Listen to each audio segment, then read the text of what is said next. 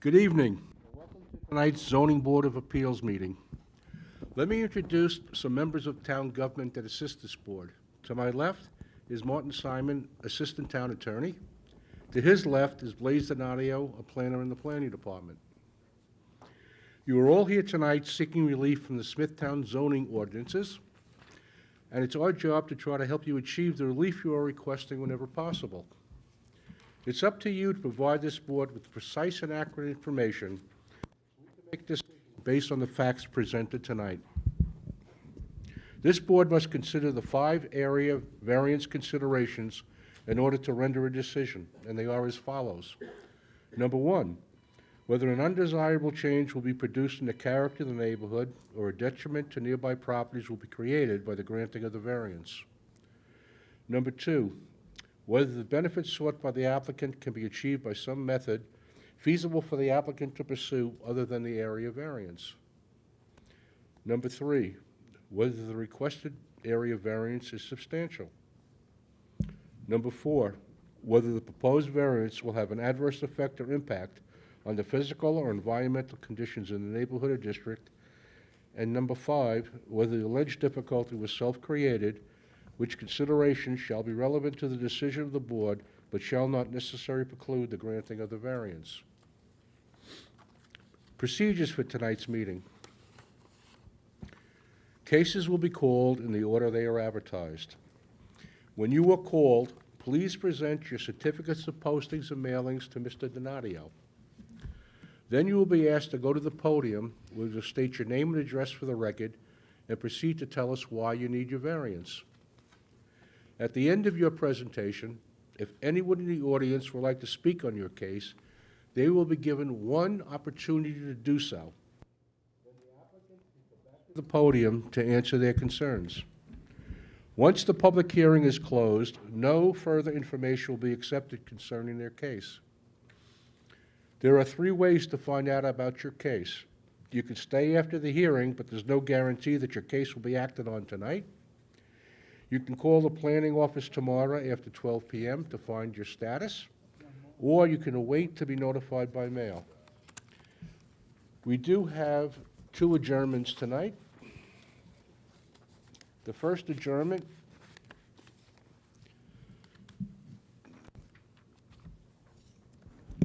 is case number 18664, Lipton, located at Jericho Turnpike in Smithtown.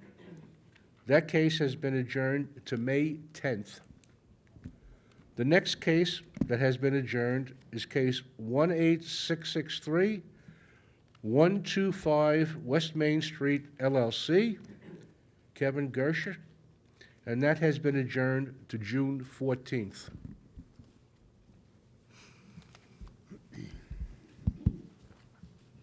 All set? All right, Mr. Donadio. Okay. Thank you, Mr. Chairman. The first case on the agenda, case number 18650, Michael Ferry, 17 Marion Street, Wisconsin. The location of the property is the east side of Marion Street, 422 feet north of Nichols Road. The property is zoned R15. The applicant is requesting variances to reduce the minimum front yard from 45 feet to 30 feet, which is existing at 37 feet, for a proposed 104-square-foot portico. To reduce the front yard from 45 feet to 37 feet, again existing at 37 feet, for a proposed 376-square-foot first-floor addition. Good evening. Good evening. Are you the applicant? Yes, I am. Could you just state your name and address for the record, please? Michael Ferry, 17 Marion Street, Wisconsin. Would you like this gentleman to speak on your behalf? Yes, I would. Okay, fine. Sir, could you state your name, spell your last name so we get it correct for the record, and give your address, please? Hi, it's Ralph Michelle, Michele, address 7 Old Landers Court, Smithtown, New York. Thank you. Go ahead. Thank you. So the house has an existing front porch. It's a wood deck, actually, uncovered. It's getting in disrepair. It's been there a while, so they want to replace the front deck with a covered front porch. It's about the same. It's coming out a little bit further in towards the street than the previous deck did, and then the side addition for the relocation of the master suite. So the top image showing the front entry portico there, and then on the right side of that top left image is the addition for the one-story master bedroom. So we're going to take out the bedroom in the middle of the house and relocate it to the side.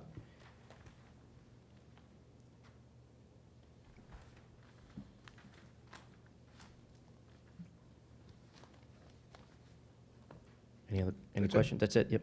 Okay, fine, thank you. Does anyone on the board have any questions on this application? No, thanks. Planning? No, thank you. Is there anyone in the audience who'd like to be heard on this application? No? Can I have a motion to close the application, please? So moved. Motion has been made to close the application. It's been seconded. All in favor? Aye. Aye. Motion carried. Thank you. Thank you.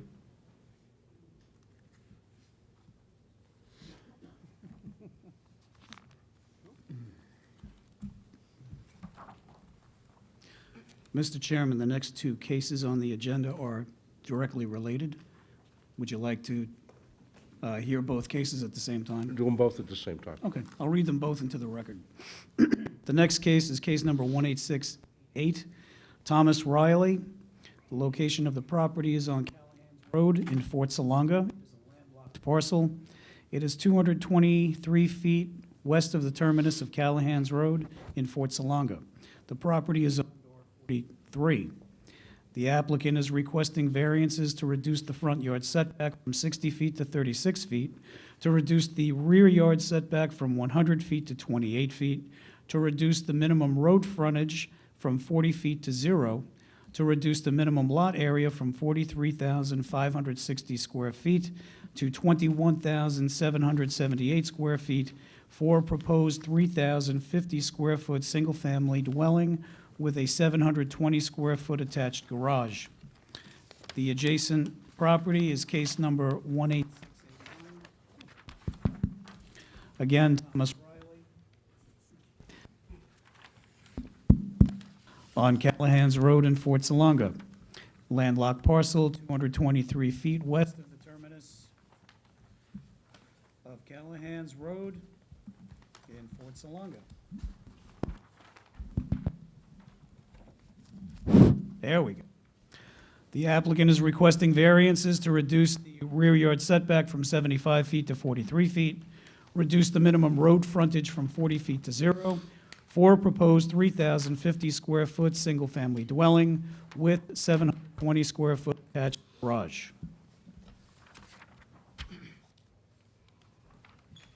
Good evening. Hi, Donald King, 75 East Main Street, Kings Park, New York, attorney for the applicant.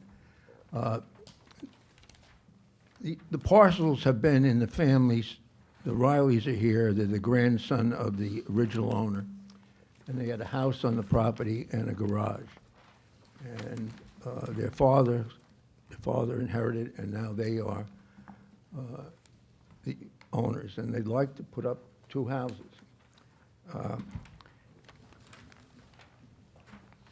The area, if you go down Fort Salonga and you turn in towards where Frank Esposito owned that subdivision, you make a left, that's the old Callahan's Road, and I'm going to hand up some photos that show you Callahan's Road with the addresses on the back to show you the character of the neighborhood, which is essentially half acre, and the houses there.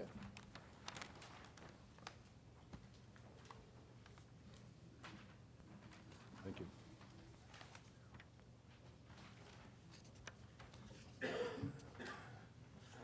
When you look at the surveys, I know that Mr. Zolo's here on behalf of the neighbor.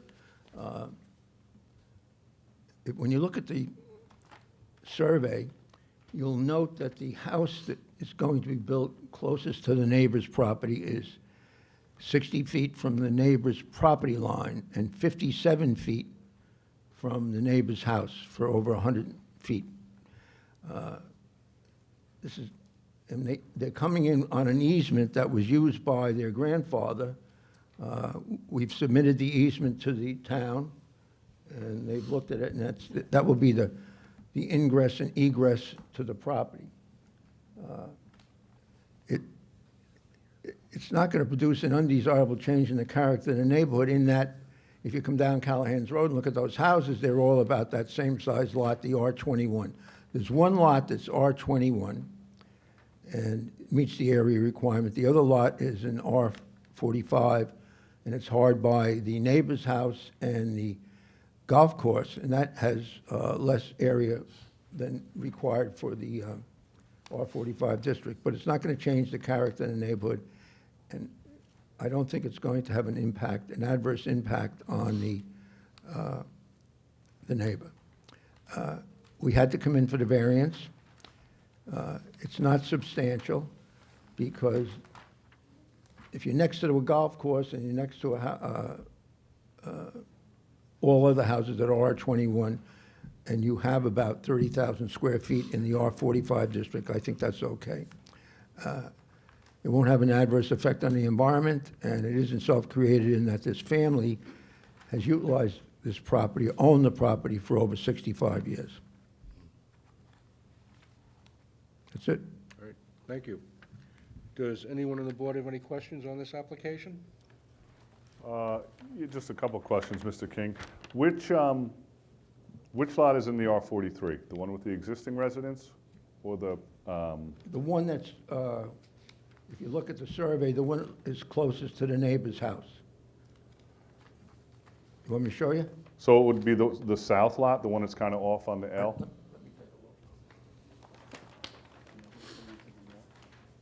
This one.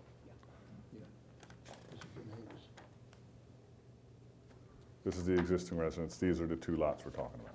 Correct. Okay, and this lot has nothing to do with the other two lots? They're not related. Not related? Okay.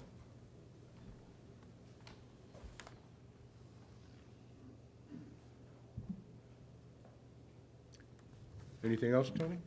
No, that's it. Planning?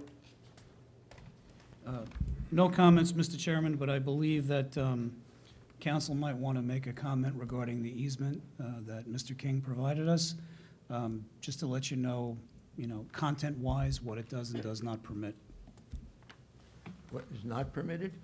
what it does or does not permit. Permits you to get in and out. There you go. That's it. We did look at an easement that had been provided to the planning department. There is an easement for each lot here separately in the deed that I was provided with. I did not see any restrictions in those deeds About time. concerning the easement or any other issue. Thank you. That's the statement at The this easement's point. up there, as you can see, coming Yeah. off Old Callahan's Road. Is the easement improved?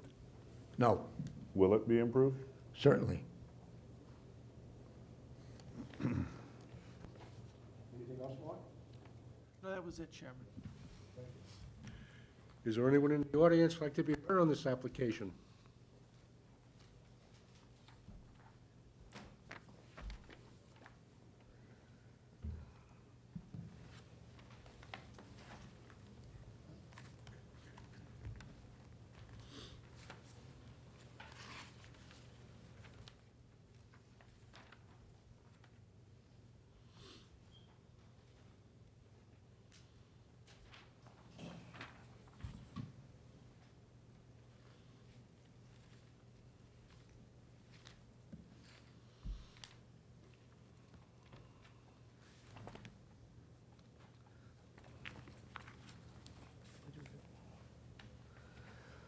Good evening, Mr. Chairman, members of the board. My name is John Zolo, office is 12 Manor Road, Smithtown, New York. It's been a long time. Nice to see everybody again. I don't often come up to a board and object to an application. I have been retained by Patricia Hurley and her husband, Joel Brungers, to oppose the application. I'm just going to ask the board for some patience and your indulgence. I have just a couple of pictures I wanted to give to you, just showing Mr. Tanzi asked if this was improved. I just want to give you an idea of what the photos look like. And the photo number one is a picture of the right-of-way coming off of Callahan's Road. I'll give it to you in a second. And then the second picture is just, which is identified in the back as number 2 of 3. It's just a picture of the right-of-way as it makes the turn. And then the The third picture is the one that you might find most interesting. That's a picture of looking for my client's house at the backyard. So I'll give you these as pictures 1, 2, and 3. Thank you.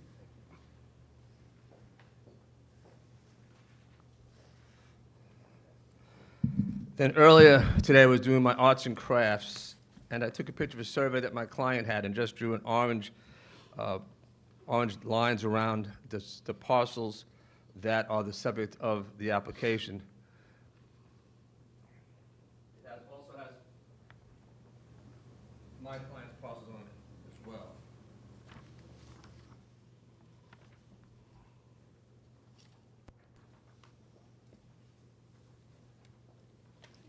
John, can you also let the board know what the address of your client is?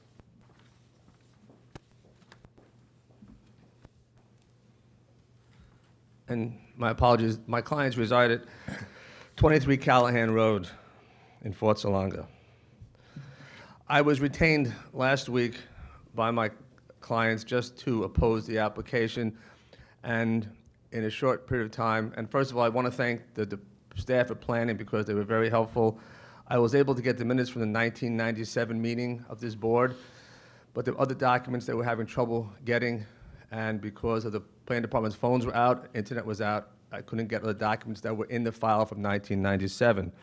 So this case, and I'm sure this board is aware, was presented in 1997 to develop 2 single-family homes on the property. Just a brief background, my client has owned the property since 1983. I gave you copies of the survey of all the involved parcels. As you can see, what is outlined in orange, those are the parcels of the applicant.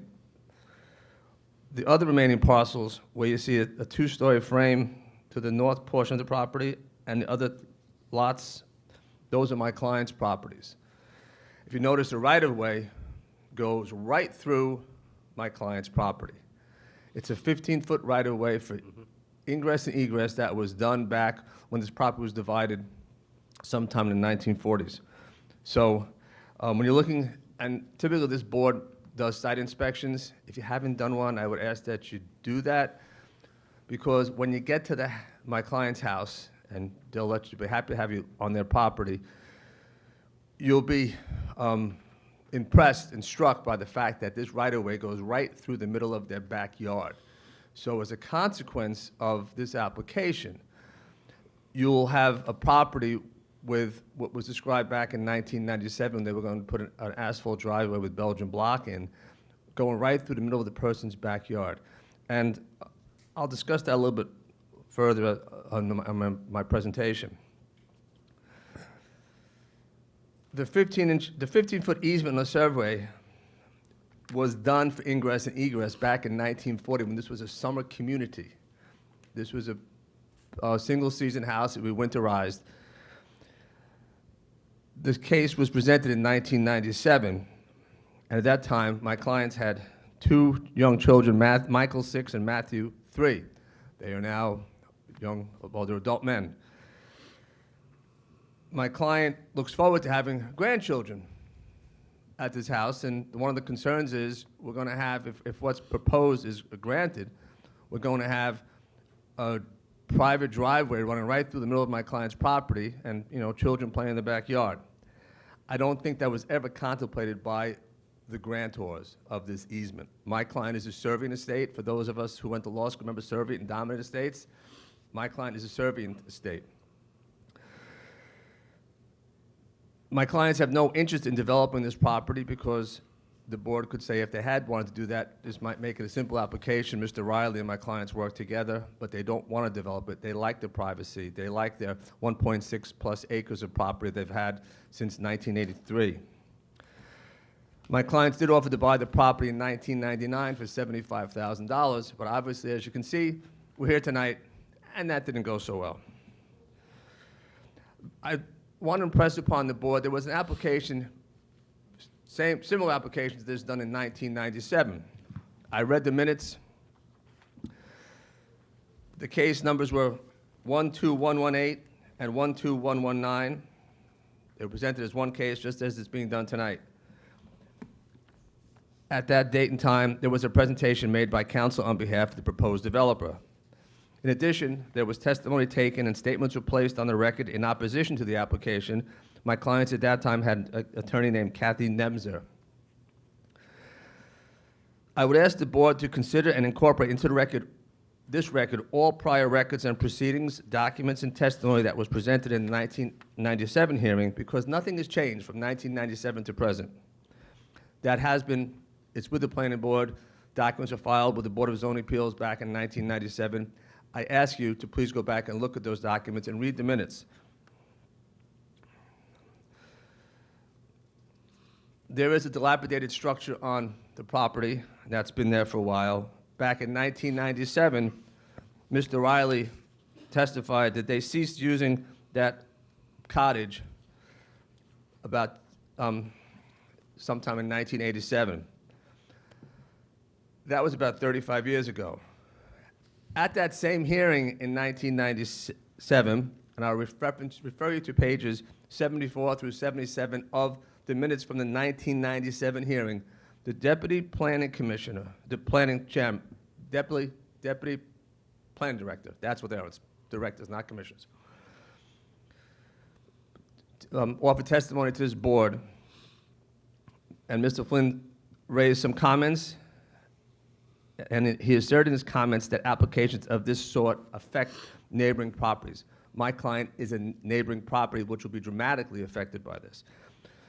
Mr. Flynn concluded that the planning department would advise the board to, if it's legally permissible, not to approve this. It's not in the public interest. Again, I submit to this board, nothing's changed from 1997. What's changed is real estate markets have gone up, and you know, this board sits in an unenviable position of having to make a decision on this case, because you have a gentleman who has property, wants to develop it, but you have my clients who will be terribly affected if this board is to grant this relief. So someone wins and someone loses. But I think in this case, it's simple, because the petitioner, the applicant, is asking for drastic relief for having a property with no road frontage, having the setbacks that they're requesting. And Mr. King made reference to the 5 considerations. Would an undesirable change be produced in the character of the neighborhood? If you look at this, where this property is located, the character of the neighborhood is my client's property. It's kind of off the road. As you could see by the easement, you have to make a sharp turn to come through the property. If the board were to grant this variance, it would devastate this property. It's a balancing test, and they don't have to meet all of them, but if the board takes into consideration, is the area of variance substantial? Most definitely it's substantial. Will the proposed variance have an adverse effect on or impact on the physical or environmental conditions in the neighborhood or district? Obviously, again, the answer is yes, a dramatic impact. When I was asked to come here tonight, I started looking at the paperwork, and I realized to do a good job or better job for my client tonight, there are issues here that seem to have been just glossed over. But there is an area of this easement for ingress and egress. There is an issue with how will this easement affect the existing home of my clients.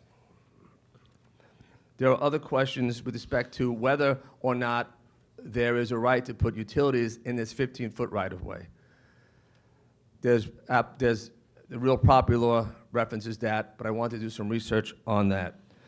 Also, as Dave Flynn talked about and testified in 1997, there's issues of safety. You have a 15-foot wide road going through someone's backyard. If you wanted to get emergency vehicles back there, that would be difficult. There's a real sharp turn coming in off of Callahan's Road. That makes it difficult. Just general safety. Think about this. My client, as a right-of-way, has a right to park his or her car in that right-of-way if they so desire. Meanwhile, if you put 2 homes there, you have, in this world of ours, if you think about how many cars you have in your home, how many cars will be going up and back through this right-of-way, a 15-foot right-of-way. So it's not, I don't think it ever was intended to be a public street.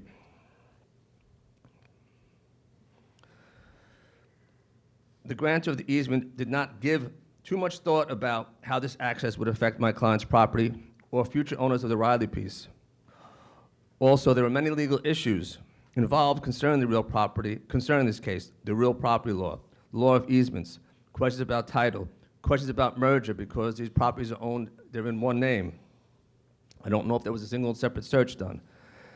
Again, the five-prong test of Town Law Section 267B, I think, weighs in favor of not granting the relief requested. And sometimes, and this board does, and I know it's difficult because the Board of Zoning Appeals is always referred to as the Board of the People. People come here to get redress from what they can't do under the town code.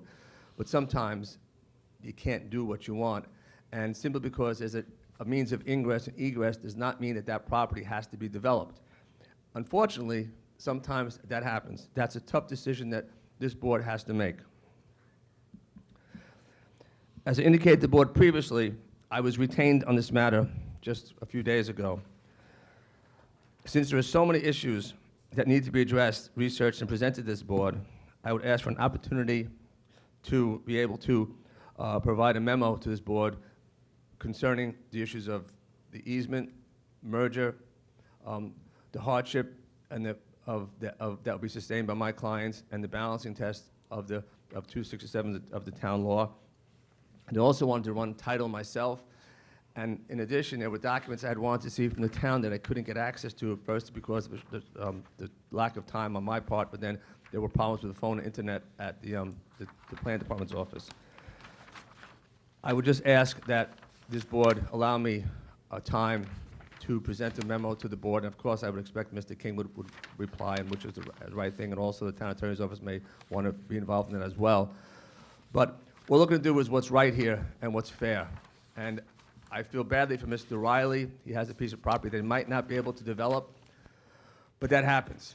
I also am very concerned about the implications or the significance of this board granting a two-lot subdivision to build two houses on a road that's never going to be up to town standards. Questions about, garbage pickup. Okay, you say they can walk down to the end of their driveway, which is about, I don't know how many feet, 200 feet. Imagine having to drag that out every other day. And one of the things that I think about is the cottage that's on there hasn't been used since like 1987. I think Mr. Riley said it was 10 years. And yes, there was a house put there.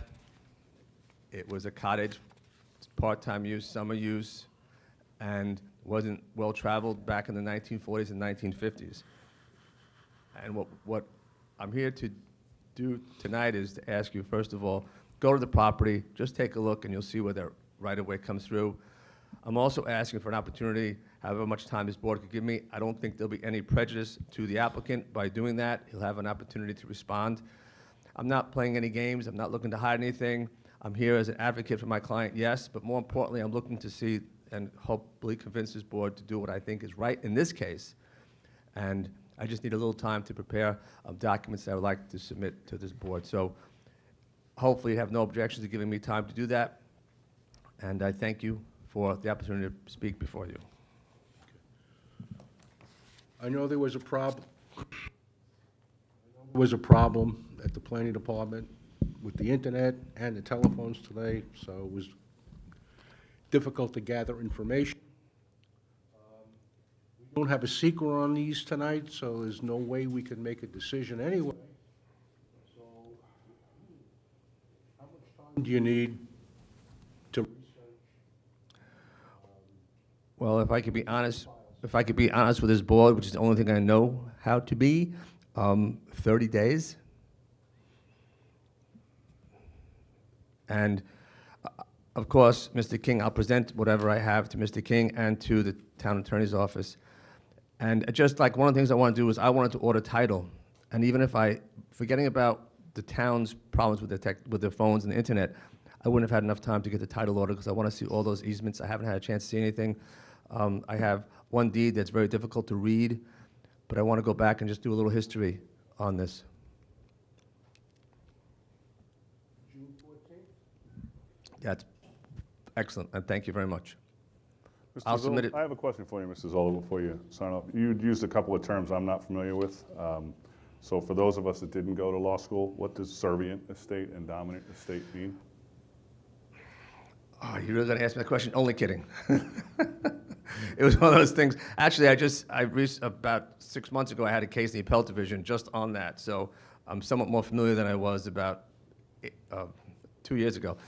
When someone creates an easement over a property, so in this case, I believe Weber owned the whole property back in the 1940s. At some point, they divided up these parcels. Weber, the dominant estate, said, I don't want to have that back parcel in the landlocked, so I'm going to run an easement across the property, and my client's property has the burden of that easement, so that becomes a servient estate. So it's the burden, whoever has the burden of that easement going to the property is a servient estate, the one who gets the benefit of the easement, and is from the initial overall parcel is the dominant estate. So that's an access easement, and that gives the person who is in the dominant estate the right to improve that easement, even though it is on someone else's property? Well, that's the question. Improve is a different thing. You have to go to what the intent was of the grantor of the easement.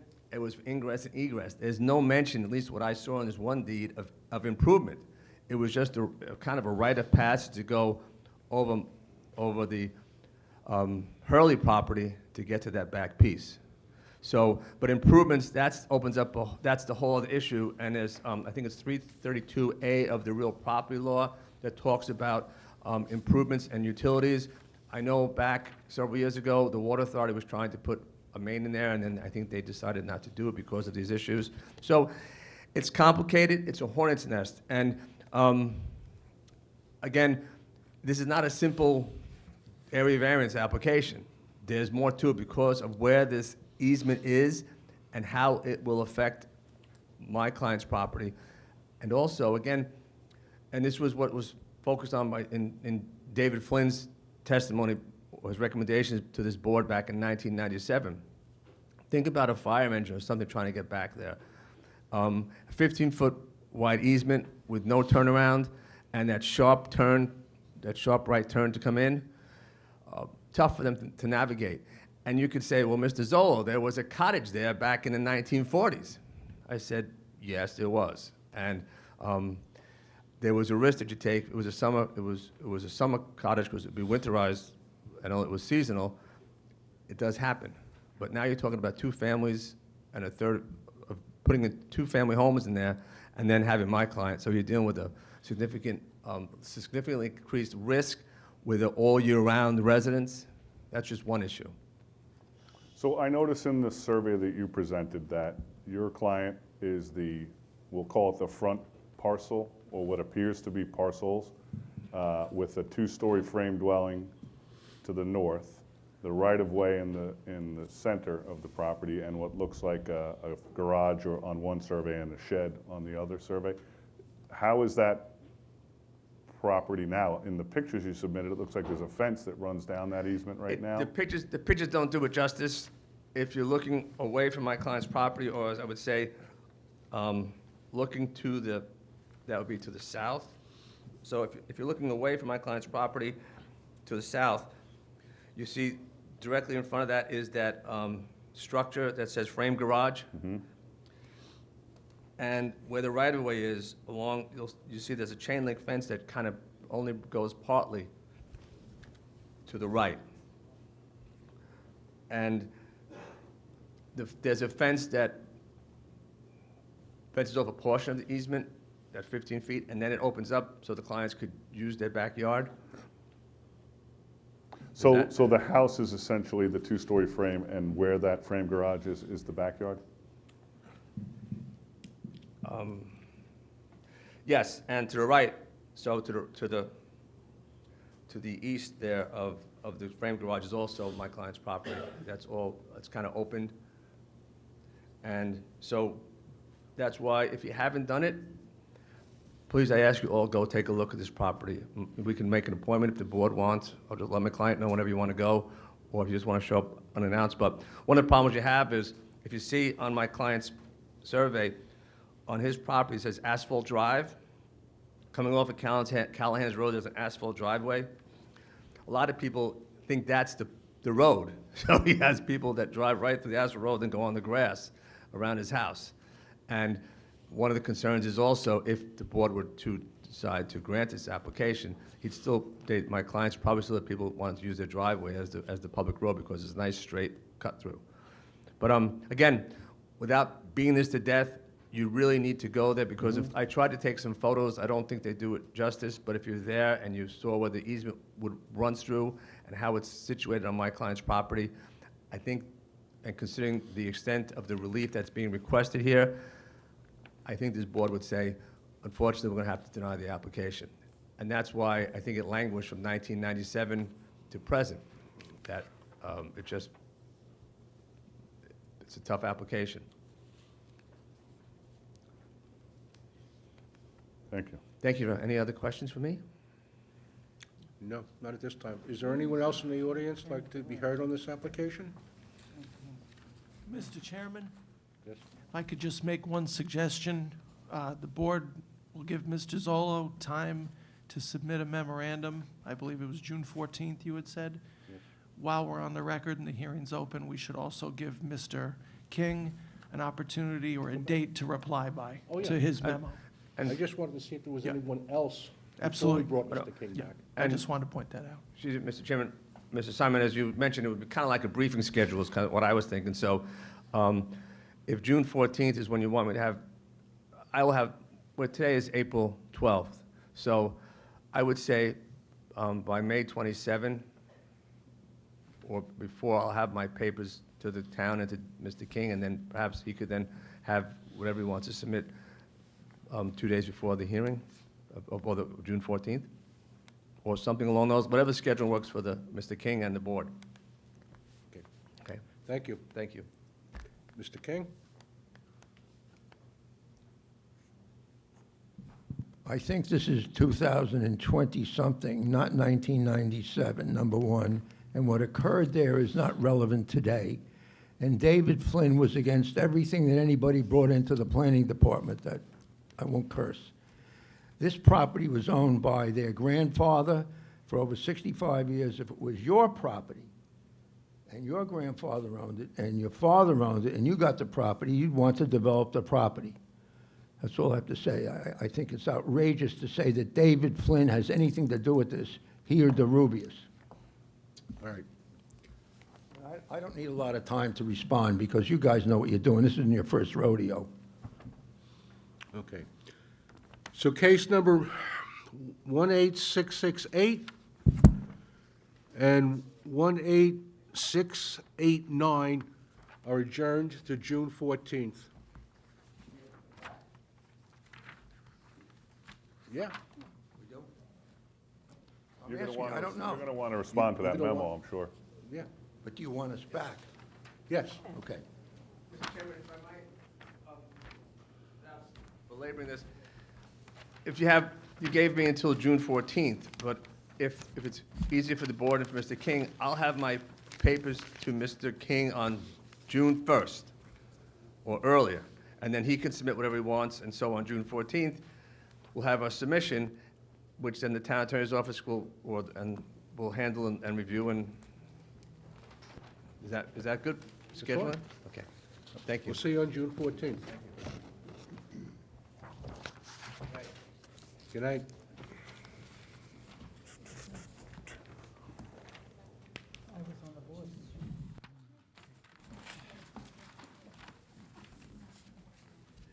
So much.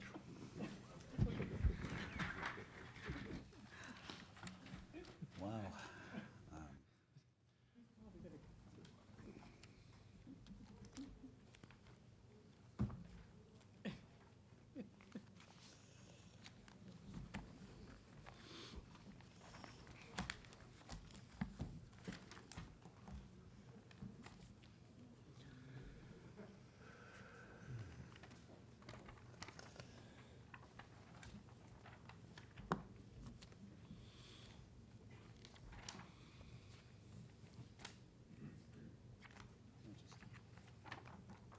Mr. Chairman? Want me to move on? Okay. Okay.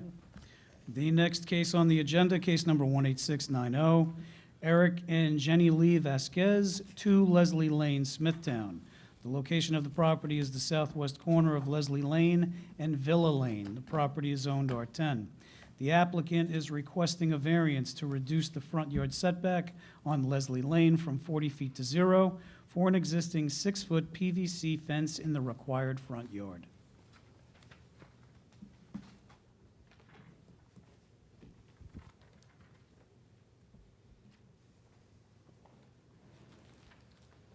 Good evening. Good evening. Eric Lee Vasquez, 2 Leslie Lane, Smithtown, New York, 11787. You submit your paperwork? I have, this is my first time ever doing it. I have no idea of what to do.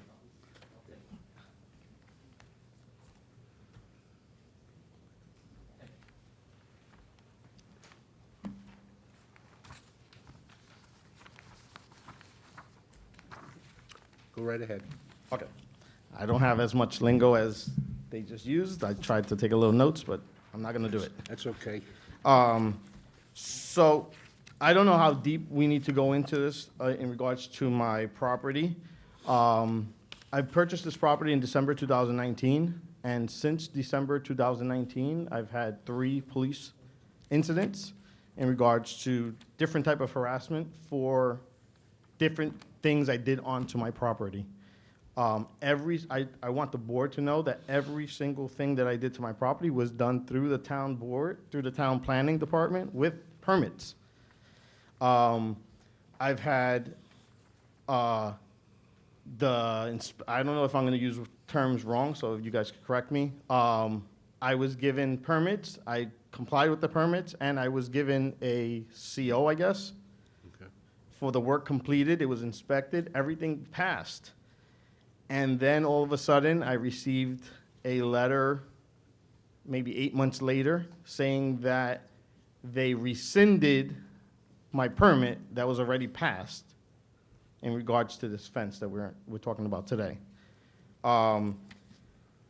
If we want to just look at the pictures before I go into it more, when I purchased the property, this is not the first picture, but when I first purchased the property had about 15-foot privacy bushes. This is the way it is now. That's the picture. It's not that great quality there. But on the corner where the fence variance, right, that's the corner, it had about 15-foot privacy bushes going from the back all the way to the front and towards my house. When I purchased the property, before I purchased the property, I went to the Smithtown Planning Board to make sure that I could be able to put in an in-ground pool.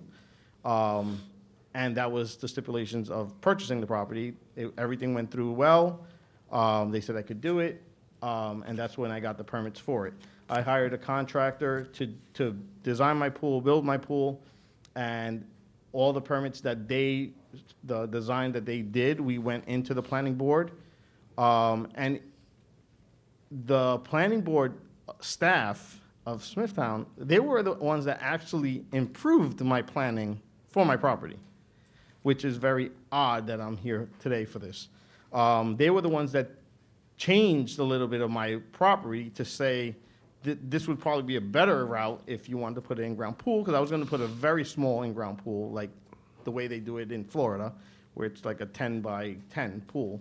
And they were saying, no, you can use that property, because you have a corner property, the town code, whatever, is that you can use either side as your backyard.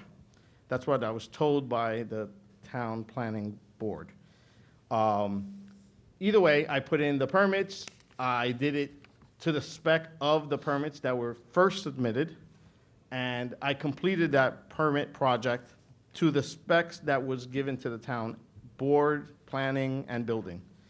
Then, as I said, 8 months later, I get a letter saying that it's rescinded. I had multiple conversations with the planning board and the building department, and even up to the time where I was putting in this application for the variance, I know I had spoke to Mr. Donadio and Mr. White, in regards, because there was still questions on if it's permitted or not without the variance. And then it ended up being told to me, just put in the variance because we could just handle this way and we can move forward with this. So right now, the issue that I'm having is that they rescinded the permit based on the setback on the Leslie Lane side, which would be the northwest side, I believe, of the property. That's the picture right there. So that's where the fence is sitting right now, which is a 6-foot PVC fence. And the other option would be to change it to a 4-foot privacy fence. Right behind that, which I submitted a picture, is where my children's playground is. There is a 6-foot trampoline, swing set right behind there. And then this is a picture of my back property, which is about 6 to 9 feet. There's nothing I could do back there. It's basically an alleyway that goes to my other neighbor's property. Right there. So it's the privacy bushes, and then I have a 6-foot walkway that leads to the other property. So I can't use this as any type of backyard. The only backyard I have is the other side. If we move to that picture, so that's the picture of where the setback is. So where my 4-foot safety fence for my in-ground pool would technically be where that 40-foot setback, I believe, is. From there, I have it going 20 feet forward, which is the only area for my children to play. I have a 3-year-old and a 6-year-old. In regards to environmental concerns, I don't know how the difference between a 4-foot fence versus a 6-foot fence would change anything in regards to environmental. You know, my bigger issue here is that, again, this wasn't that I just went and put a fence and said, hopefully that you guys don't catch me. This was, I put up this fence 100% based on the way my permit was submitted to the town and the way it was inspected and given the CO for the whole entire project. Again, I believe I've did everything that the planning department and the building department asked me to do. I sent out the letters. I've got multiple letters back from my neighbors asking me why this is even occurring. I have cards from them saying that the property is looking the best that it's ever been since the prior resident lived there. And they're just saddened that this is pure harassment. And that's what I really wish you guys would understand. This is, I don't know if this occurs. I've never been to a planning board meeting like this before. I don't know if it's ever occurred that somebody gets a permit and then gets rescinded 8 months later, just out of the blue. I mean, Did they give you a reason why they rescinded it? they said it was just an error An error on their part? on their part. Okay. It was an oversight error. But even up to, I would say, March, when I was back and forth with the town trying to figure out how to rectify this with Mr. White and Mr. Donadio, even they had questions if it even needed a variance because of the question of is my corner property could I make either side the backyard? So it's not something I did wrong. It's something that I asked the town if I could do it. The town said yes. The planning board certified that I said yes. And there's been multiple inspections, because I had plumbing, the pool, the contract. Oh, there was multiple inspectors there at that property, and every single one of them gave a past inspection. So to me, it's very odd that this is occurring now, 8 months later. I've only lived there since 2019. And again, I will tell you that the town itself has been great to me, which I didn't expect it. I didn't expect it as much as they were doing. This was during the mid of COVID, and they constantly were in contact with me, the planning department. They hand-delivered the permit itself to me during COVID, which I thought was very odd. So I was very happy with everything that I went through. I had no issues with the town at all. And I complied with every single thing that you guys have asked me to do. I do know that and I've asked Mr. White to look into it, that I've had multiple meetings with the town attorney's office, and there's another department in the town that I had to go to in regards to another fence I have that I've had multiple harassment issues about. So that's why I kept asking Mr. White, and not really Mr. Donadio, but Mr. White, to look into where this is really coming from. This has nothing to do with my property or me just building something and hoping you guys didn't see it. All right. Anyone on the board have any questions on the application? Yeah, just so I understand, did your initial permit application, was it for the pool or for the fence, or for both? It was for both. And was the fence called out on the initial permit application as 6 foot? Yep, it's actually on the original, I don't know what you guys call it. The one Site I had plan? to submit, Site plan? the original site plan, it actually says 6 foot, all around. Okay, thank you. Planning? No, thank you. Is there anyone in the audience like to be heard on this application? Sit. Come on up.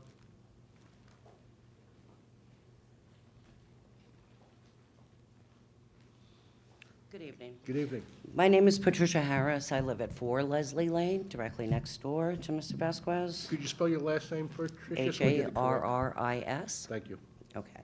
As you saw in the pictures, the gray house next door, that is my home. I do have a picture of how the home existed prior to this extension of this fence. And there's a reason for me that I want to show you that, is the fence that he had there went from just past my garage straight to his home, and I guess that's where you don't need a permit to put a fence around your front yard. So that's how it was beforehand, and you saw how it is now. My biggest pet peeve is there's a 5-foot fence that existed there prior that he showed you that was covered with the bushes. I did report that to the town. The town told me he had to take it down, and then they came and they talked to him and they told me if the fence is 4 feet, he can have another fence. Now, what happened to that red fence that was there first was he took the sections that wrapped towards his own home, straightened them out towards the sidewalk, and I have photos here to show this, straightened them out, and then put the white PVC fence inside of it. Doesn't seem to like me, I guess, spiteful or whatever. But this is where you can see on this arrow here, you can actually see the hinge of the corner of the fence where that whole that whole chain link fence went towards his home. He swung it out, installed it, and then put his fence on the inside of that, leaving that on my side of the property, which now looks like this going all the way down my driveway. So you have a 6-foot fence, you have a 5-foot fence left on my side of the property. He's a corner house. When you turn to his house, to his driveway, you never see any of this. The whole fence is very old, falling apart. Granted, part of it was there before. It had bushes and it was landscaped, and you'll see how beautifully landscaped. I don't know why he thought it was horrible before, but it was beautifully landscaped, you'll see here. So it really wasn't an eyesore as it is now, backing onto a white PVC fence. So whatever you decide as far as his permits, as far as his PVC variance for his fence, I'm not going to deny him somewhere for his children to play. I know there's no backyard on that. I am concerned with the property value of my own home and how this was left in disrepair on my side and actually installed without a permit, extended almost to the sidewalk prior to installing the other fence. I can't weed between there. There are bushes and trees that grow up in between the fence, and the fence is all broken from years of bushes being trimmed against it, landscapers edging. So it's metal pieces sticking up all over my side that I can't pull out, I can't do anything about, not my fence. I can't weed. I can't, there's poison ivy growing between it. All the way in the back of his PVC fence that goes around his house, he left one section out. So behind the chain link fence if he was to take all the slats out, which the town had told me he was going to do, and that he was going to be allowed to leave the fence because it's 4 feet. The fence is 5 feet. So he currently has a 5-foot fence and a 6-foot fence adjoining my property. Okay, behind his shed is all of his garbage. So that's what I see through my side of the property. So, like I said, I'm not here to decide what you think the law is on his PVC. I have more of a problem with how it was done. I'll give you these photos. Thank you.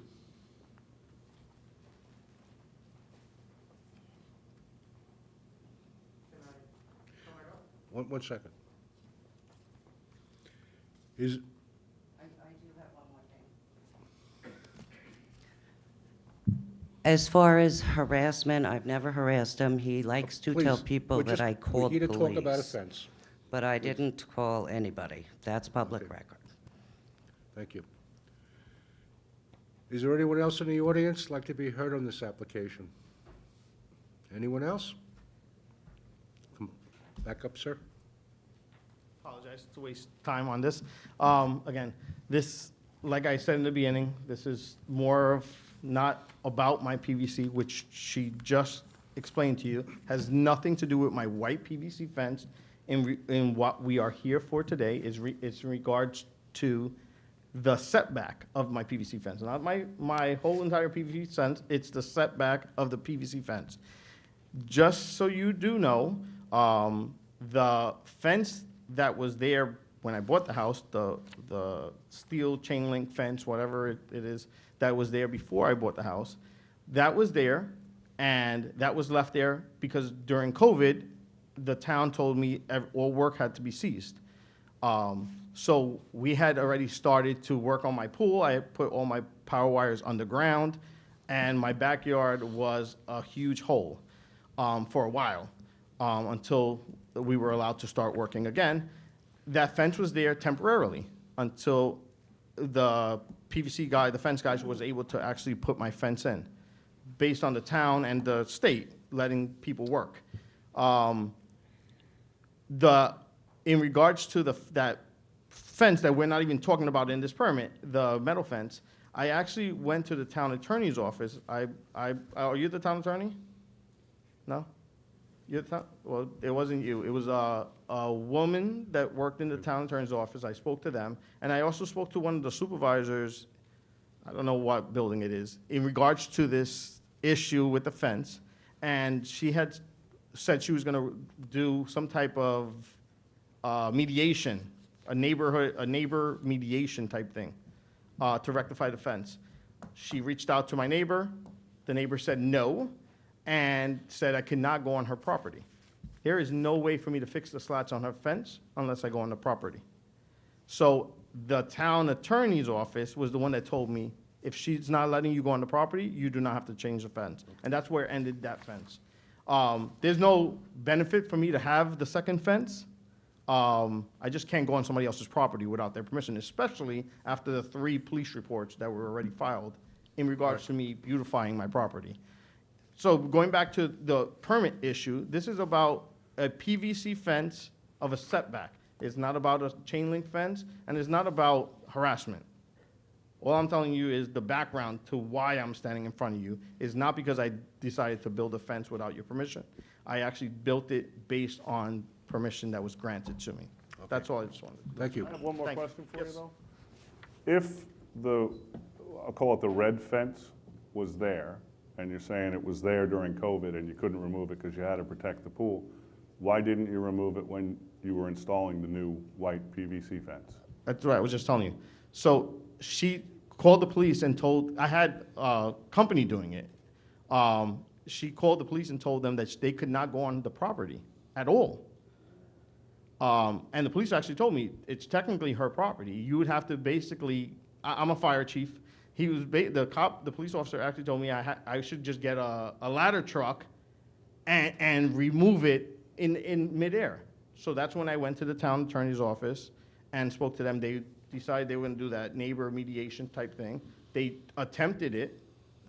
They reached out to them, and after I spoke to the town attorney's office, whoever that was in there, They told me that they refused the meeting and that I no longer have to do anything with the fence, to leave it until they give me permission, because if you go back to the picture, we're talking about it's 12 inches. The reason I had to leave a gap from the PVC fence to their property is for runoff, because I have an underground pool. It had to have a gap based on the permits for water runoff, so it wouldn't run off into their property.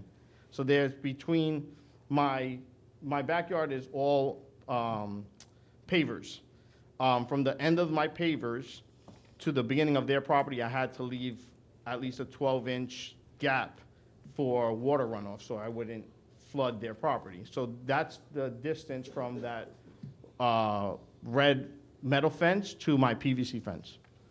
It was my objective was never to keep that red fence there. It was never that. I actually reached out to them even before I did this project, sent them letters in regards to that I was going to have trees cut. Most of those trees are not even there anymore. I was gonna have trees cut, my wires were being put on the ground, and I let them know before any of this work was being done. And then all of a sudden, it became an issue. She wouldn't let me cut the trees anymore, so I have still some I had to cut the project in the middle because literally my landscaper could not go up the tree because it's on her property. So there's a lot more to it. However, I just want you guys to understand that I did it based off of the permit that you guys approved. Not, I didn't just build something and hope you guys didn't catch me. Thank you. Anything else, Tony? No, that's it. Can I have a motion to close the application, please? So moved. Second. Motion has been made to close the application. It's been seconded. All in favor? Aye. Motion carried.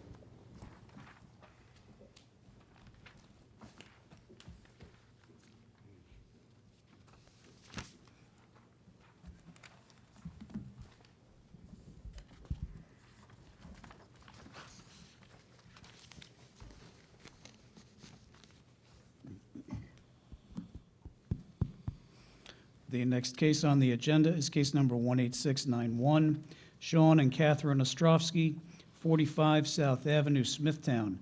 The location of the property is the east side of South Avenue, 1,100 feet south of Halleck Avenue. The property is zoned R10. The applicant is requesting variances to reduce the minimum side yard from 12 feet to 7 feet, which is existing at 2 feet, to reduce the total side yards from 28 feet to 11 feet, which is existing at 19 feet, for an existing 159 square foot shed and 94 square foot shed, to decrease the minimum distance of paved surfaces from a lot line from 1 foot to 0 for an existing driveway. Good Good evening. evening. How you doing? Sean Ostrowski, 45 South Avenue, Smithtown. Gennaro's going to represent me. You like this gentleman? Yes, correct? please. Okay, fine. Again, sir, could you state your name, spell your last name so we get it correct for the record, and give your address, please? Gennaro Cozzolino, 2125 Deer Park Avenue, Deer Park, New York, 11729. Good evening, Mr. Chairman, members of the board. We're here to maintain 2 sheds and an existing driveway. If you've looked at the survey, the reason why these variances were triggered is a 253-foot depth, lot depth. The sheds weren't in the rear yard, which is the last 40 feet of the property is considered the rear yard. So it triggered these variances for side yard. We're requesting to reduce the minimum side yard from 12 feet to 7 feet, existing 2 feet, because the existing garage holds a side yard of 2 feet. Total side yards are 28 feet instead of 11, existing 19. Again, the garage is what triggers those side yard numbers. These structures have been there for several years. They were put up by the previous owner without any complaints from any of the neighbors. Same thing with the driveway. It's been there since the house was built. That's it. That's it. Yeah. Thank you. Anyone on the board have any questions on this application? No, thank No, you. thank you. Planning? No, thank you. Anyone in the audience like to be heard on this application? No? Can I have a motion to close the application, please? So moved. Second. Motion is made to close the application. It's been seconded. All in favor? Aye. Motion carried. Thank you. Thank you, good evening.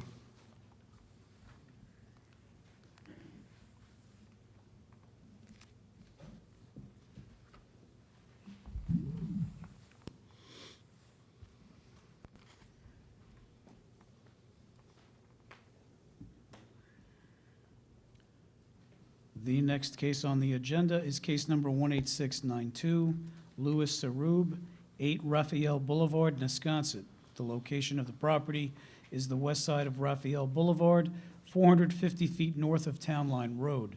The property is zoned R10. The applicant is requesting variances to reduce the minimum side yard from 12 feet to 2 feet, to reduce the total side yards from 28 feet to 14 feet for an existing 96-square-foot shed. Good evening. Good evening. My name is Lou Sarube, S-A-R-U-B-E. I live at 8 Raphael Boulevard, Wisconsin, New York, 11767. As a gentleman just said, I am looking to seek approval for a variance for a shed, 96 square foot shed on the side of, partial side of my yard. Okay.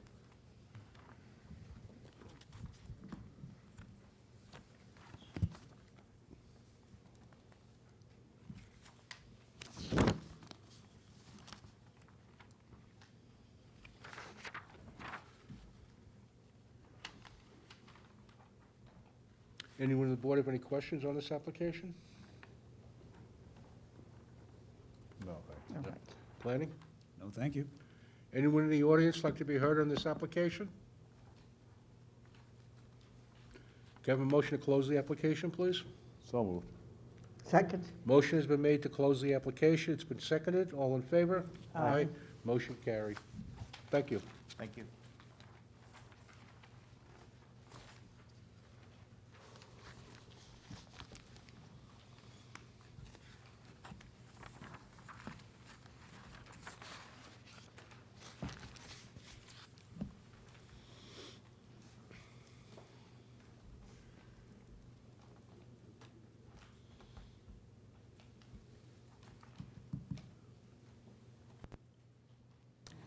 The next case on the agenda is case number 18693, Roy and Joan Berman, 96 Mowbray Lane, Smithtown. The location of the property is the south side of Mowbray Lane, 1,433 feet east of Laurel Drive. The property is zoned R21. The applicant is requesting a variance to reduce the total side yards from 34 feet to 20 feet, which are existing at 18 feet, for a proposed 14-foot by 40-foot in-ground swimming pool. Good evening. Good evening. We're Roy and Joan Berman, 96 Mowbray Lane, Smithtown, New York, 11787. Okay. And Mary Riley is speaking for us. Okay, fine. Thank you. Thank you. Good evening. Good evening. Again, state your name for the record, spell your last name so we get it correct, and give the address, please. My name is, I'm short. My name is Mary Rose Riley of the firm Ione Renaissance Associates, 738 Smithtown Bypass, Smithtown, New York. I'm representing Roy and Joan Berman of 96 Mowbray Lane in Smithtown. As read before, we're before you requesting a reduction in total side yard from 34 feet to 20 feet, 18 feet is existing, for a proposed 14 by 40 in-ground pool. The pool in and of itself actually does conform to the side yard setback requirements, with a westerly side yard setback of 18 feet and an easterly side yard setback of 42 feet, which gives a total of 60, meeting both total and minimum requirements. However, the existing shed on the eastern side of the property creates the necessity for this variance. That shed was legalized several years ago and was before this board. It was granted to remain in its location with a 2.1-foot side yard setback. And when you add the 18-foot proposed pool setback, we end up with 20-foot total, which is non-conforming. In essence, any accessory structures the homeowners would seek a permit for would always require board approval due to the shed's existing approved non-conforming location. We believe this will not have any adverse effect on the neighborhood. The home and the property is clean, well-kept, and beautifully landscaped. The rear and side yards are very private. All state-required safety and enclosure parameters governing swimming pools will be met. The heater and filter are located in a compliant location along the western side of the house. And to my knowledge, no neighbors have any objections to the proposed work. Also, a permit to maintain the existing retaining walls and waterfall pump has been filed with the building department, and those walls do not require BZA approval either for their heights or their location. So there will be no outstanding issues related to this application, and we'd be more than happy to answer any questions the board may have at this time. The waterfall that's there now, that's totally separate from the pool? Yes. It's not going to go into the pool? No. Okay. Thank you. Anyone on the board have any questions on this application? No, thank you. No. Planning? No, thank you. Excuse me. Is there anyone in the audience like to be heard on this application? Have a motion to close the application, please? So moved. Second? Motion has been made to close the application. It's been seconded. All in favor? Aye. Motion carried. Thank you very much. Thank you.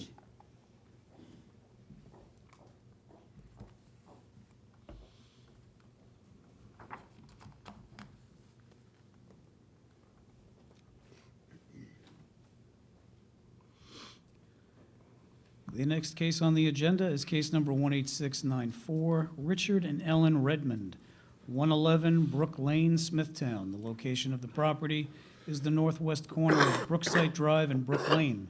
The property is zoned R21. The applicant is requesting a variance to reduce the minimum front yard on Brookside Drive from 50 feet to 35 feet for a proposed 370-square-foot addition to an existing 381-square-foot attached garage. Good evening. Good evening. My name is Richard Redmond, 111 Brook Lane, Smithtown, New York, 11787. Thank you. We're applying for the for variance to, we currently have a one-car garage, and we want to increase that to a two-car garage, so it would be a 15-foot addition to the side of the house. Because we live on a corner, the way it's been explained to me is we have front yards on both Brookside and Brook Lane. Our house faces Brook Lane, and we'd be extending towards Brookside, and we'd be going from a 50-foot setback from the property line to a 35-foot. Okay. Existing now along Brookside, you have a very nice buffer of arborvitaes. Are those going to be taken down? No. Oh, so you're going to go up to them? Yes. Very good. We have a big investment in them, so no. It looks very nice. Thank you. Anyone on the board have any questions on this application? No, thanks. No, thank you. Planning? No, thank you. Excuse me. Is there anyone in the audience like to be heard on this application? Have a motion to close the application, please. So moved. Second? Motion has been made to close the application. It's been seconded. All in favor? Aye. Motion carried. Thank you. Thank you. Good night.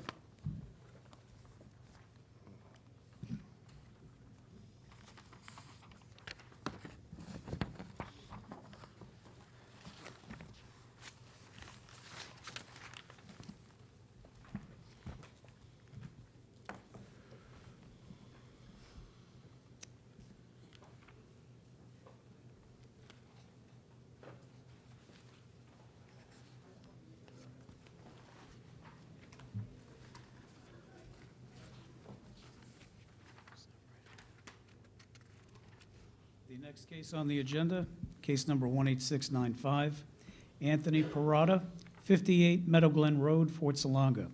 The location of the property is the west side of Meadow Glen Road, 449 feet south of Sally's Path. The property is zoned R43. The applicant is requesting variances to reduce the minimum side yard setback from 24 feet to 10 feet, to reduce the total side yards from 60 feet to 30 feet for a proposed 15-foot by 30-foot in-ground swimming pool. Good evening. Hi, how are you? So Anthony Parada, I'm at 58 Meadow Glen Road, and kind of as you can see by the survey, I have a very long and narrow piece of property. A lot of it is unused. It's just beautiful, like nice trees and everything. And I wanted to put the pool closer to the house so it wasn't, further back. And I don't know if I have more pictures. I think I do. So yeah, so you can kind of see that's the house. So I wanted to put it where that mulchy area is over there because I don't know if you have any other photos. Oh, so in the back there, I do have another like pavers, like travertine in the back. I don't know if is that my property? Can't even tell. Oh, yeah, I think it is. Sorry, I can't see. I don't have my glasses. So yeah, I want to get a pool. Okay, thank you. Anyone on the board have any questions on this application? No, thanks. No, thank you. Planning? No, thank you.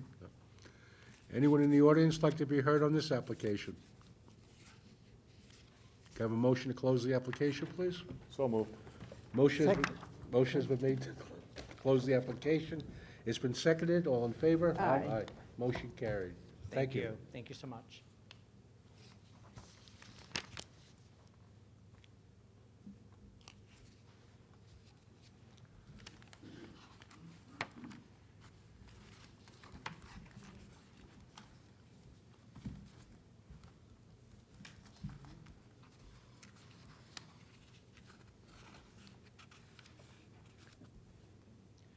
The next case on the agenda is case number 18696, Richard Block, 8 Three Pond Road, Smithtown. The location of the property is the east side of Three Pond Road, 1,376 feet north of Thatch Pond. The property is zoned R43.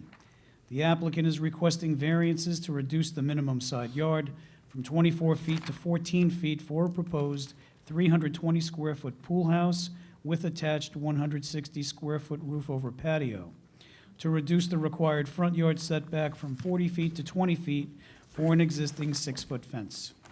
Good evening. Good evening. Michelle Block, 8 Three Pond Road, Smithtown, New York, 11787. And I'm going to have Ralph speak on my behalf. Okay, fine, thank you. Again, Ralph, could you state your name, spell your last name so we get it correct, and give your address, please? It's Ralph Michelle's, Michele, 7 Old Landers Court, Smithtown, New York, 11787. Thank you. Nice to see you guys from an hour ago. So I designed the pool house, which is going to be in the encroachment. The fence is on the same property line that the original fence was. The property is oddly shaped. It's got a variance, a granted front yard reduction because of the way the property's been shaped. So we just want to keep and maintain the fence line as it is now, being a 6-foot instead of the 4. And then the pool house is being put behind the pool. The other alternate location is where all the plumbing is for the pool. So instead of ripping out all the pool lines, the electric, we tried to put it where it would be, it's not an eyesore to the neighbors. It's behind the pool. That from the photo on the right side, you're looking straight through the pool to the back of the pool, and that's where it would be located. And then that bottom left-hand photo, it would be right in the center of that photo there. From the street, it's you wouldn't really see much of it. It's a small structure, and it's just really for the summer use for the pool. Any questions? Okay, thank you. Anyone on the board have any questions on this application? No, thanks. Thank you. Planning? Thank you. Anyone in the audience like to be heard on this application? Can I have a motion to close the application, please? So moved. Second? Motion has been made to close the application. It's been seconded. All in favor? Aye. Aye. Motion carried. Thank you. Thank you.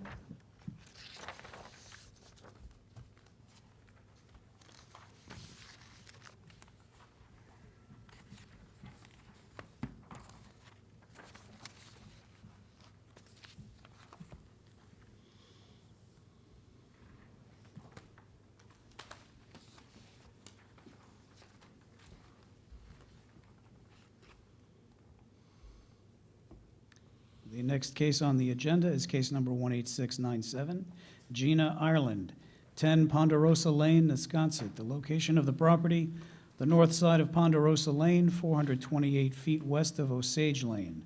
The property is zoned R10. The applicant is requesting a variance to permit environmentally sensitive lands to be altered where depth to groundwater is equal to or less than 10 feet for a proposed 18-foot by 32-foot in-ground swimming pool. Good evening. Good evening, Mr. Chairman and members of the board. I'm Gina Ireland, 10 Ponderosa Lane, Wisconsin, New York, 11767. Okay. Can I just repeat that? The variance is requested to permit environmentally sensitive lands to be altered to the depth to groundwater equal to or less than 10 feet to the proposed pool of 18 by 32 for an in-ground swimming pool. That's really it. All right. Unless you want me to sing. I sing. Sorry? Just kidding. I'm just kidding. Oh. I was going to start singing. No, If, you, it's if okay. you'd like, go right ahead. No, it's okay. Is there a test hole? Do you have a test hole, Doug? Yes. At Yes. What depth do they hit the groundwater? 4.5 feet. 4.5 feet.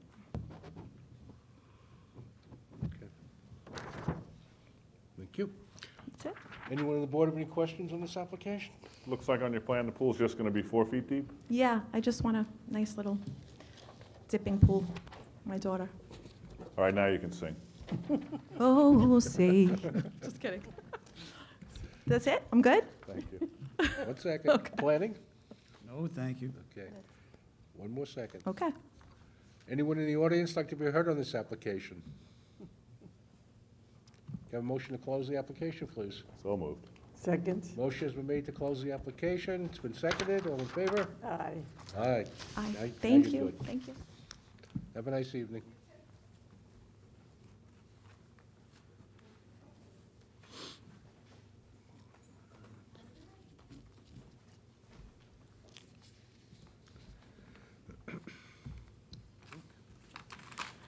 The next case on the agenda is case number 18698, Johann Felber, 31 Maple Glen Lane, Wisconsin. The location of the property, the west side of Maple Glen Lane, 1,376 feet south of Southern Boulevard. The property is owned R15. The applicant is requesting variances to reduce the minimum front yard setback from 45 feet to 42 feet for a proposed 207 square foot porch, to reduce the minimum rear yard setback from 60 feet to 44 feet for a proposed 769 square foot roof over existing deck and patio, to decrease the minimum distance to any lot line from 1 foot to 0 for existing paving. Good. Good evening. 1 second, sir. I'm going to recuse myself Fine. on this case. Thank you. Good evening. Good evening. My name is Johann Felber, living at 31 Maple Glen Lane, Wisconsin. And I just want a roof over my porch. So, Okay. and Mr. Alf is explaining what we're doing. Okay, he'll speak on your Okay, behalf. yeah, Okay, he's gonna fine. speak. Thank you. Thank you. Again, just introduce yourself, please. Name and address. Ralph Michelle, M-I-C-H-E-L-E, 7 Old Landers Court, Smithtown, New York, 11787. So I designed a front roof over porch addition and then a rear roof over cover. They already have an existing deck in the rear and then pavers on grade. So as it stood without the roof over, they were fine, but once they put the roof over on that rear, then it encroached the rear yard setback. So we're just getting some cover in the backyard. It's going to be the hold of 6 feet away from the existing pool, which is state code, and it's going to just cover the existing deck and part of the rear patio. The front porch encroaches the front yard setback. It's just going to be a small linear front cover going across through the front door. Right now, there's really no cover over the front door, so this will be a little more in that top left-hand photo. The portico entry kind of on the middle part of the photo where the front door is, and then just run it all the way across just for some area to sit and relax in the front. They currently have a 1 foot overhang there and some hedges, and they currently have the existing concrete there now. and they just aren't using the space, so it's just a place to just put some chairs and relax. All right. Any- Thank you. Thank you. Any questions? I'll ask. Oh, thank you. Sorry. Anyone on the board have any questions on this application? No, thanks. No, thank you. Planning? No, thank you. Anyone in the audience like to be heard on this application? Can I have a motion to close the application, please? So moved. Second? Motion has been made to close the application. It's been seconded. All in favor? Aye. Motion carried. Thank you very much, everyone. Have a good night. You too.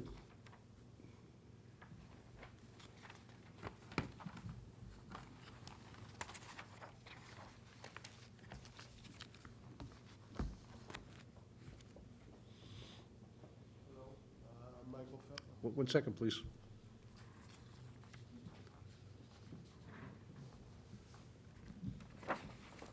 Yeah, go ahead. Okay. The next case on the agenda is case number 18699, Michael Falco, 15 Acorn Road, St. James. The location of the property is the northwest corner of Acorn Road and Piper Court. The property is owned R43. The applicant is requesting variances to reduce the front yard setback from 60 feet to 30 feet on Piper Court for a proposed 625-square-foot detached garage, to reduce the minimum side yard setback from 24 feet to 10 feet for a proposed 1,750-square-foot basketball court. Good evening. Good evening. I'm Michael Falco. I reside at 15 Acorn Road, St. James, New York, 11780. Dominic from JM2 will speak on my behalf. Fine, thank you. Good evening, Mr. Chairman and members of the board. Dominic Aresta from JM2 Architecture, 2410 North Ocean Avenue, Suite 300, Farmingville, 11738. ARRESTA.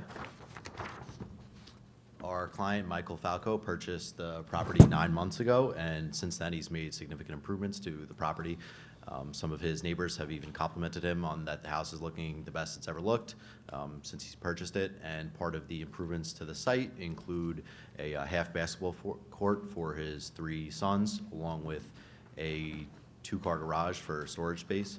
So the hardships were not self-created due to the fact that the existing property has 3 front yards. It's on a peninsula-shaped lot on the corner of Acorn and Piper. So the house faces one road, and the side that the garage is proposed on, along with the basketball court, is actually the backside. So there was really no way around the BZA hearing to get what he's looking for, since the property has 3 front yards. So as you can see from the site plan, the proposed accessory structures are along Piper Court, which is the backside of his property, while the house faces Acorn. I would also like to add that the proposed accessory structures meet the accessory structures setback, but the reason for the variance is that you're not allowed to have the structures within the side or the front yard, which is all the setbacks on this property due to the shape. So, Okay, the sports court or the basketball court, any lighting? no, on there's that? no lighting No proposed. lighting? No, Is there a fence around it? no, there's no proposed fence No around it. proposed fence, Okay. Anyone on the board have any questions on this application? No, thank you. No. Planning? No, thank you. Is there anyone in the audience like to be heard on this application? Can I have a motion to close the application, please? So moved. Second? Motion has been made to close the application. It's been seconded. All in favor? Aye. Aye. Motion carried. Thank Thank you. you.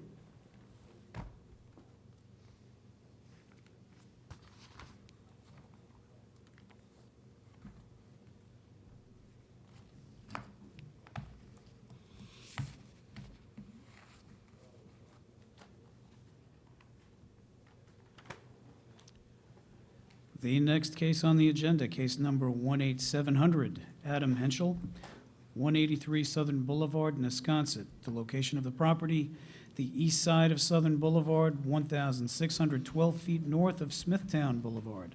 The property is owned R15. The applicant is requesting variances to reduce the front yard setback from 45 feet to 38 feet, to reduce the side yard setback from 16 feet to 14 feet, to reduce the rear yard setback from 60 feet to 55 feet, for a 765 square foot proposed first floor addition and a proposed 314 square foot garage addition. Good evening. Good evening, members of the panel. Thank you for having me. Excuse me, Basically, can you just state your name and I'm address for sorry. the record, please? My name is Adam Henschel, 183 Southern Boulevard, Nesconset, New York, 11767, and I am the applicant. Okay. Sorry about that. Basically, what I'm looking to do is rearrange a little bit of the house to get a more open concept inside, and then, of course, I try to open up my kitchen, and then I have to move my laundry room and a couple other things, so those are going to shift into the garage, and then we're those strange people that actually park our cars in the garage. So to maintain that, we're hoping to push the garage forward to maintain the space in it, and at the same time push out to the side. And then I have a 1-year-old and a 3-year-old, growing family, hoping for more, looking to create a really nice family room for my kids to enjoy as they grow up. Thank you. Sure. Anyone on the board have any questions on this application? No, thank you. No, thank you. Oh, thank you. Planning? No, thank you. Anyone in the audience like to be heard on this application? Can I have a motion to close the application, please? So moved. Second. Motion has been made to close the application. It's been seconded. All in favor? Aye. Aye. Motion carried. Thank you. Thank you very much. Have a good night.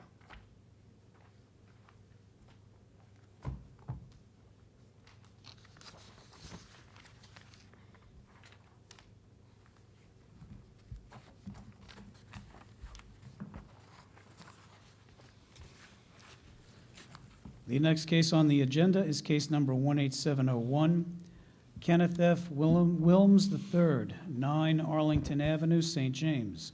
The location of the property is the east side of Arlington Avenue, 100 feet south of Roseville Street. The property is zoned R10. The applicant is requesting variances to increase the maximum permitted paved surface in the front yard from 25% to 40%, to increase the maximum permitted paved surface in the side yard from 25% to 37% for an existing driveway. Good evening. Good evening. Good evening, Mr. Chairman and members of the board. Thank you for your time. My name is Ken Wilms. I currently reside at 10 DeBron Court, Center Reach, New York. I'm hoping to move to 9 Arlington Avenue, St. James 11780 soon. My wife and I had our forever home built at 9 Arlington Avenue.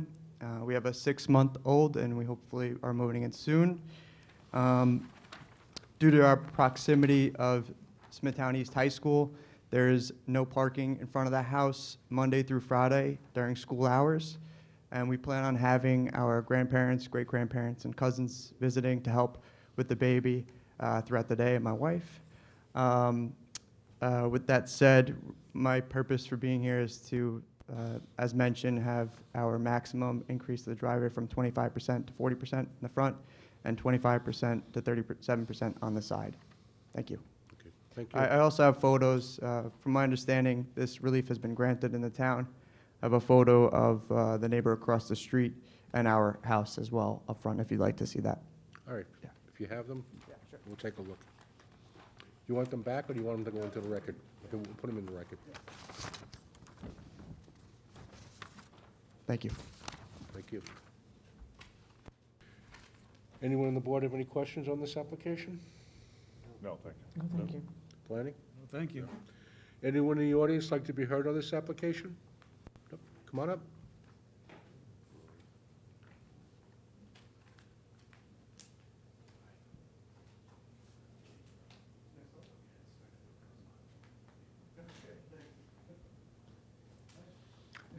Good evening.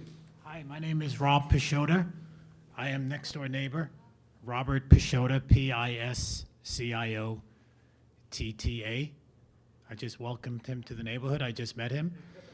So the house next door, as far as the increasing of the size of the driveway. Not that it matters now, but I know that there were a couple of variances on the house as far as making the house larger on a smaller piece of property and decreasing the front yard, none of which we contested. But the driveway has a few issues that we'd like to address. I have some pictures. I don't know if I can show them to you so that as I describe it, you can see it and enter it into the file. Is that allowed? I don't know how it works. Do you have the pictures there? I do, yes.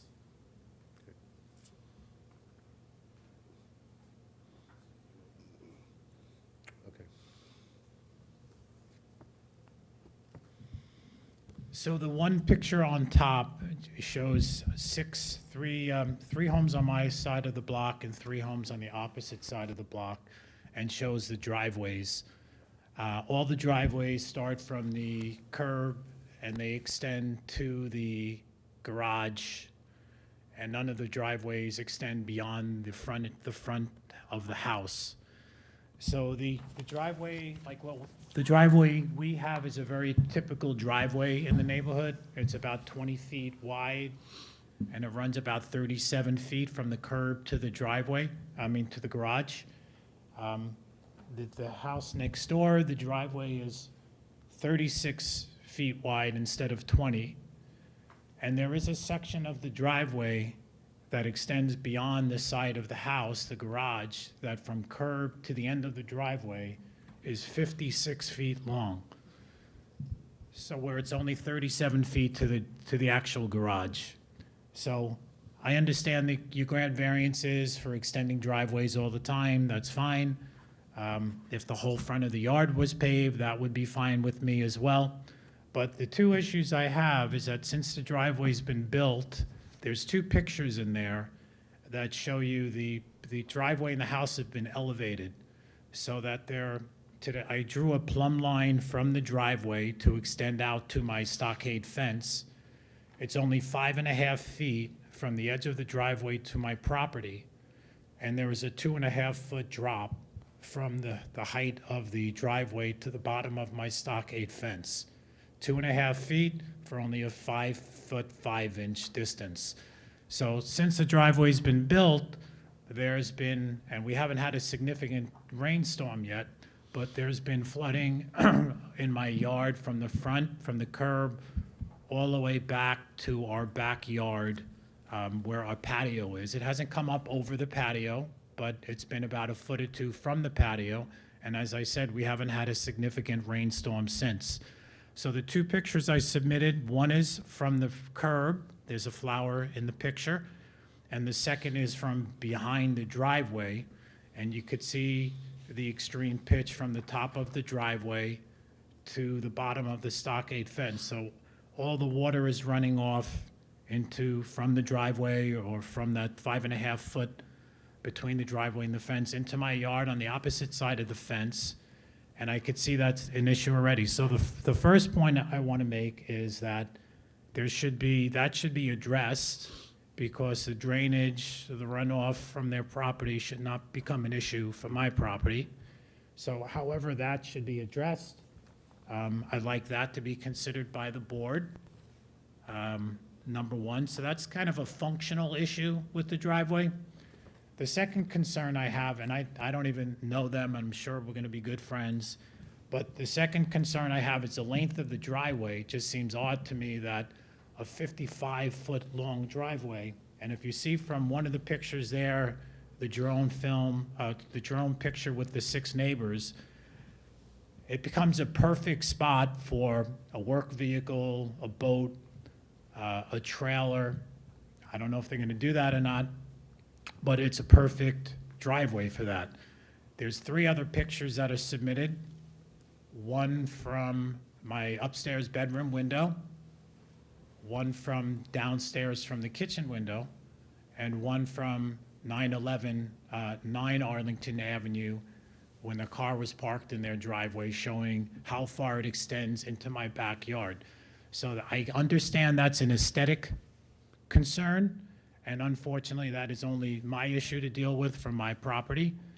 But it's a really big issue because anywhere from my property, which is the side where my kitchen is, our bedrooms, our screened-in porch, our backyard patio, this car is 19 feet back from the front of the property and 2.5 feet elevated over my stockade fence. So it sticks out in our yard like a perched bird in a nest. And unfortunately, we're going to have to look at it all the time. So I just wanted to bring up those 2 points. My concern is that it is definitely going to take away the quality of our life in our backyard if there's some type of vehicle parked on that driveway.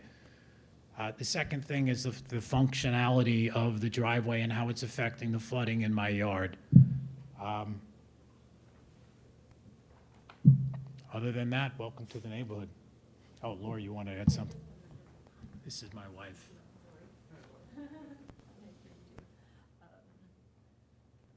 Good evening. My name is Lori Pashota, the other half. I just wanted to address 11 Arlington Avenue, St. James, New York, 11780. I just wanted to address, because they are brand new, they don't know, I actually grew up in that house. I've been around here all my life, so I know the area very well. Those signs that are up were there to prevent the high school students from parking there, because we had major problems for the high school students parking. You know, they would come flood onto the streets. I'm not kidding. There would be no room for any of us who lived there to park. So as a community, we got together on those blocks and all those dead-end blocks to ask the town to put up those signs, no parking between 8 a.m. and 2 p.m. It was for the students who were parking there. We all know it's not for us who live there, our grandparents, our friends who come to visit.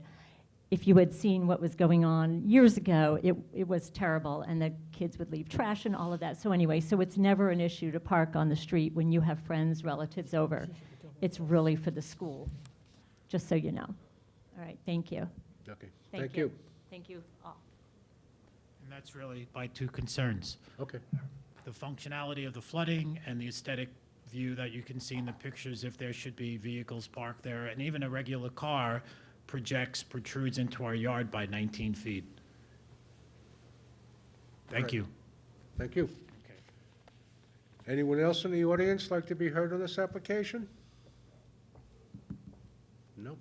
You want to come back up and answer some of their concerns?